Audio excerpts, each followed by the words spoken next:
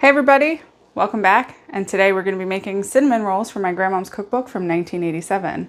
Today is a special episode because we also have my grandmother's Sunbeam Deluxe Mix Master mixer that was from 1989. When I pulled this out of storage, it was pretty grody. It's not very up to date on cleanings, but have no fear.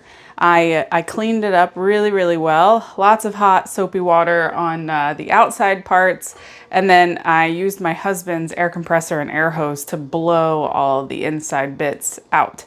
I have turned it on. It does run, but this will be our maiden voyage when it comes to actually using it and mixing things. So let's get started with what we have going into our roll dough recipe. This is a basic roll dough recipe. We have two separate recipes, one for the actual dough and then one for the cinnamon rolls. So we're gonna get started with the roll dough. First, you have 1 cup of milk, 3 tablespoons of butter. This is just 1 cup of all-purpose flour, but I also have another 2 1/4 cups of flour because the recipe calls for anywhere between 2 3/4 cup and 3 1/4 cup of all-purpose flour. I have a cup here because that's what we're going to be starting with when we're mixing everything. 1/4 cup of sugar, 1 teaspoon of salt, 1 package of active dry yeast, and last but not least, 1 egg. So the first thing that needs to be done is that I need to mix my milk and my butter together and then heat them to just about 110 degrees. So the recipe actually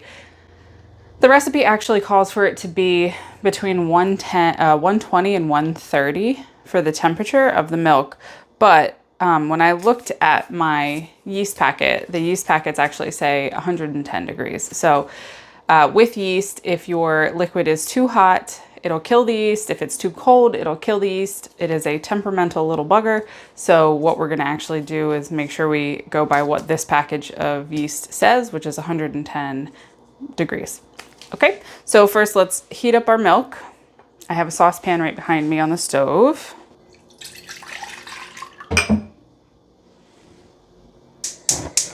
This shouldn't take too long to heat up. Once that warms up, we're gonna add that to the bowl, add our yeast in and about a teaspoon of sugar, and then let that yeast sit for about 15 minutes to let it activate and actually start doing what it's supposed to be doing. So our milk is warmed up. I'm going to sprinkle our yeast in. Yeast first, then sugar, I think. No. Sugar, then yeast. I think that's what it was, but this is how we're gonna do it. Ooh, that might have been too much sugar. I think doing this on the fly when you don't really know what you're doing is really tough. It's kind of scary.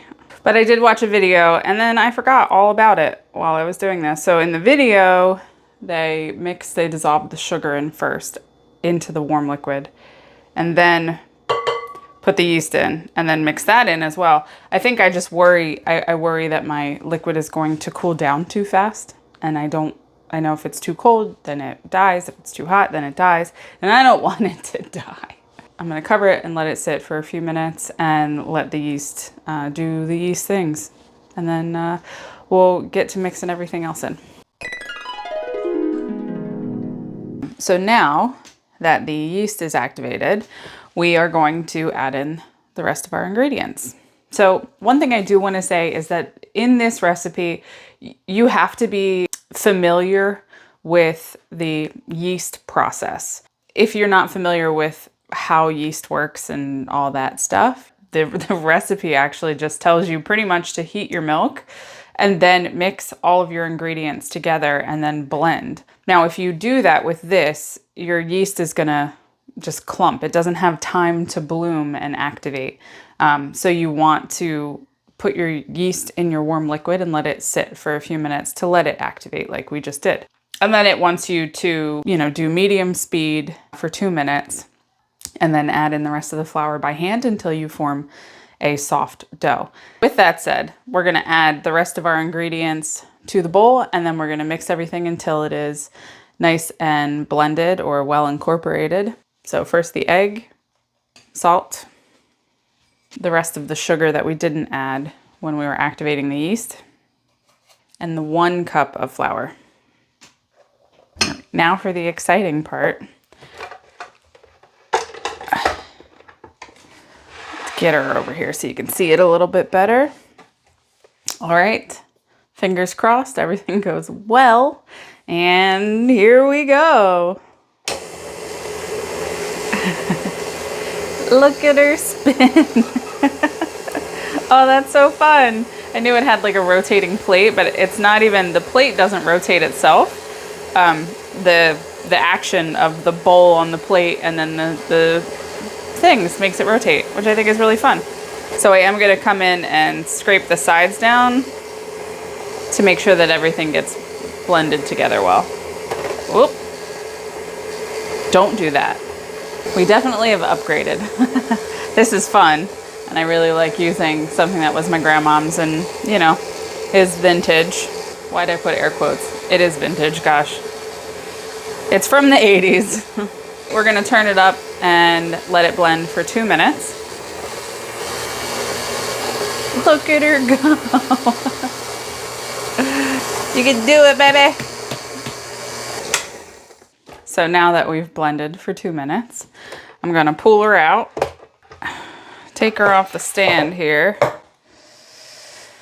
I don't know if it blended as well as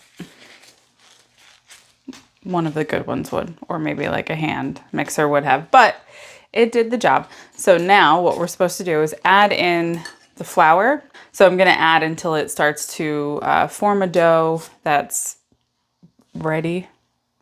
To be honest with you, this part is a little sketchy for me because as far as like when the dough is ready to be kneaded, right? So let's see. And I might actually use this again for kneading the dough because I have those fun spiral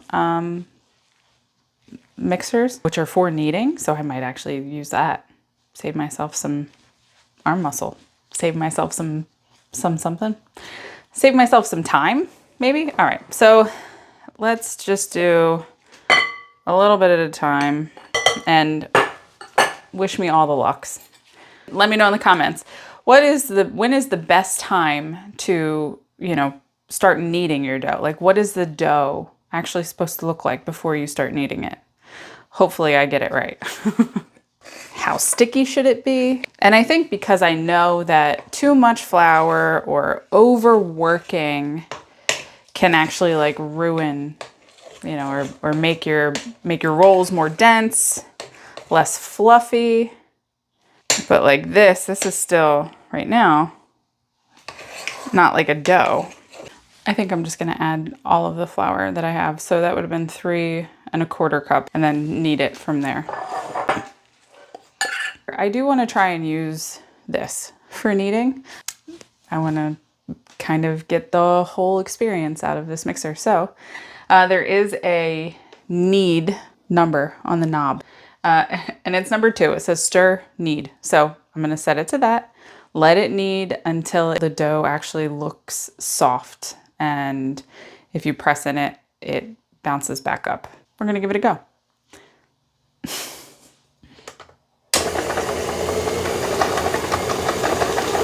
Uh-oh. Immediate regret. Oh no. Dang.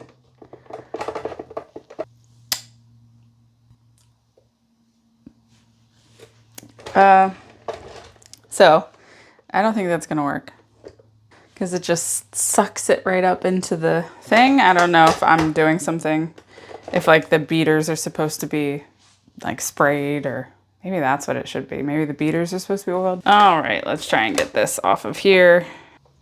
Do you know what you're supposed to do? Is there a trick? Maybe I have them in the wrong way. I don't know. Oh, yeah. Let's take that off a second. Pause for an intermission. Oh my goodness. All right, just go over here. Just stay there. Stay. All right. So now we're just gonna do it this way. I'm gonna take my dough out onto my floured surface. We're gonna knead it until the dough is looking like good dough. Like this. Do you see how tacky it is? It's sticking to everything. Is it supposed to be that tacky? I don't know. I just work here. technique I learned before was to fold it over, press it in, fold it over, press it in, fold it over, press it in, fold it over, press it in. So the dough is finished kneading. The problem is the recipe says that you only have to knead it for 2 minutes, and that is not the case whatsoever. About 10 to 15 minutes. Mine was still actually, probably could have gone a little bit longer, but I am impatient. That's what it looks like. You need to put it in a greased bowl and then flip it so that way there's a greased side on top. And that's just so it doesn't dry out on the top. And you're gonna cover it with a towel and let it sit for 45 to 60 minutes to rise. Once it's risen, then we're gonna roll it out, do the cinnamon sugar mixture and roll it back up and place it in our pan, and then we'll bake it. Now that our dough has risen, nice and puffed up, nice and big, you're supposed to punch it down. I don't really know why, but I punched it. So the things you need for the cinnamon roll recipe are your prepared dough, a 1/4 cup of butter melted, and a 1/2 cup of packed brown sugar and 2 teaspoons of cinnamon. So first, we're gonna start with rolling out our dough. It needs to be 15 by 18, so 15 by 18. So let's hope I can do that. Start with a well-floured surface. And now we have our dough. Kind of trying to put it in a rectangle shape as it is. And roll it out.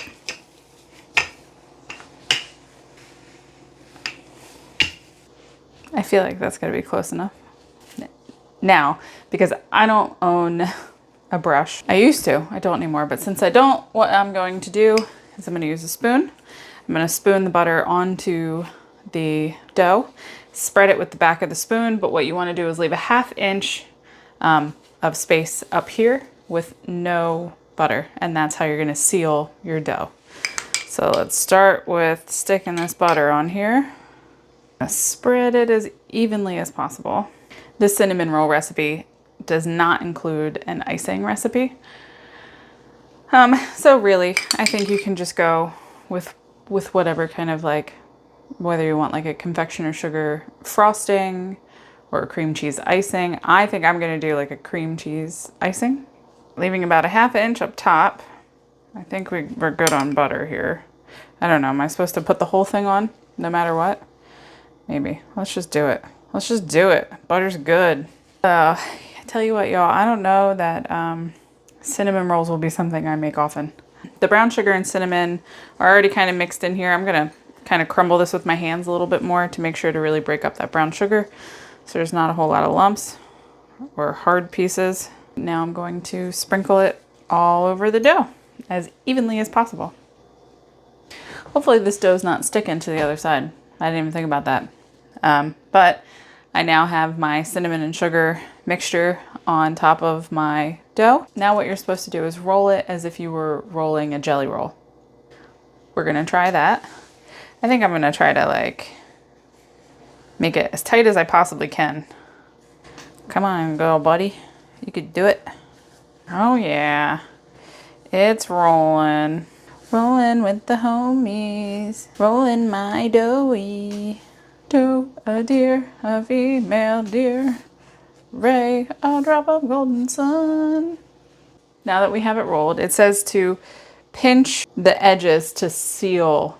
So I assume pinch this to seal this together. Maybe. Maybe not. It's not really sealing. Maybe too much flour on it. Wouldn't you want the butter? Wouldn't the butter help it seal? I don't know. But I'm doing something. So now that our dough is rolled and our cinnamons are all mixed in, you're going to take a 13 by 9 inch pan, grease it, and move this stuff out of the way. Once that's greased, you're gonna cut your cinnamon roll into 15 pieces. Now that we have our 15 pieces, you're going to place them in your pan.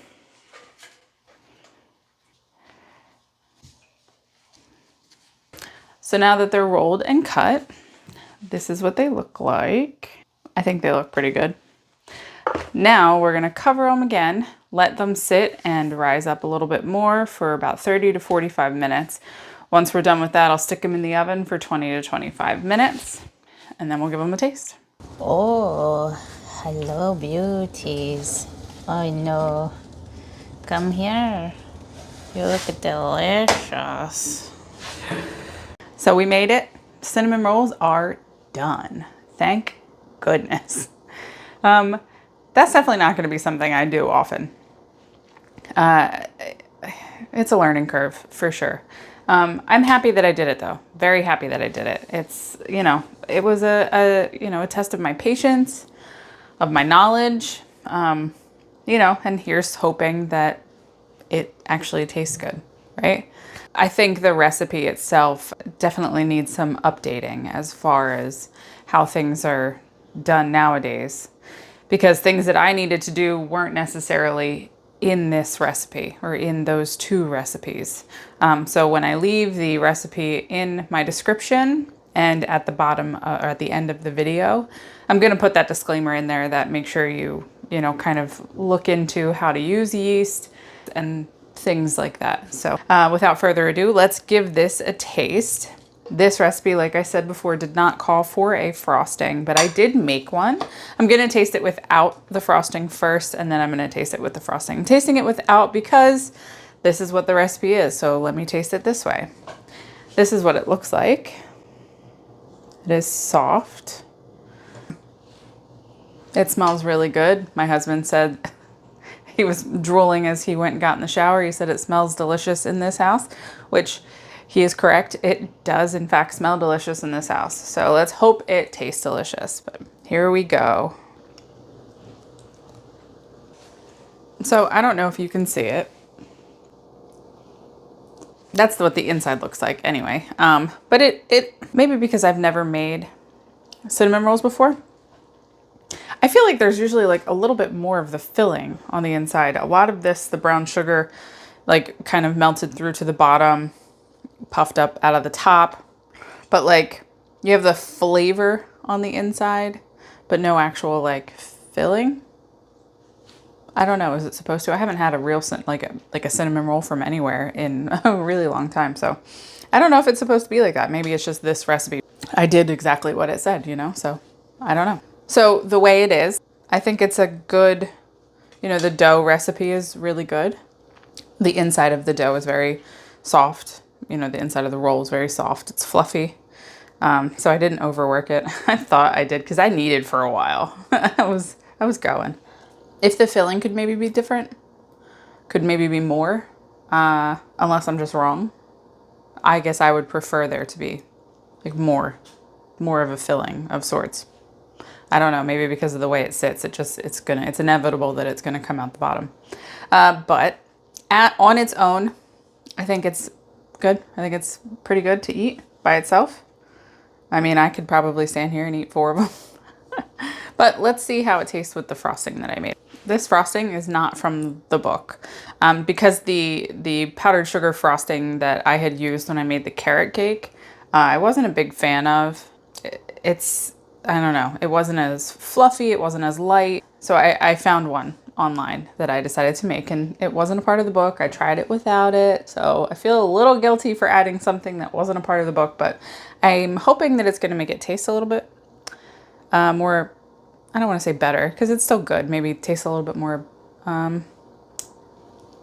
hopefully the frosting is just going to enhance the flavor of the cinnamon roll. It's a cream cheese frosting. It was, off the top of my head, I can just tell you what I put in it. It was 7 tablespoons of butter softened, 2 ounces of cream cheese, a ½ teaspoon of vanilla, a teaspoon of, a quarter teaspoon of salt, and 1½ cups of powdered sugar blended together. Oh, and 2 tablespoons of milk. So if you want to make a cream cheese frosting, this is light. It's not very like sugary. It's more cream cheesy, if you can say that. So I'm gonna taste it like this, just for shits and giggles. Well, as my stepdad would say, that shit's some count. I don't know exactly what that means, but he usually says it after he eats something that's really good. But yes, with the frosting, the cinnamon roll is delicious. I think it's really, really good. On its own, it's decent. It's soft. Like I said though, ain't me, sis. I'm not gonna be making it. All of you people out there who love to make cinnamon rolls and breads, more power to you, because I don't like that life. So let's get into what we're gonna get into next time. I think I need a break from sweets for a little while. It's been a fun run. Next, we're gonna get into beef stroganoff. It's one of my favorites. I found this recipe in here. The page was marked off, but the recipe actually looks different from recipes that I've used before. So I'm very interested in making it this time. And I'm definitely interested in heading back to my savory self. So here's the recipe for you.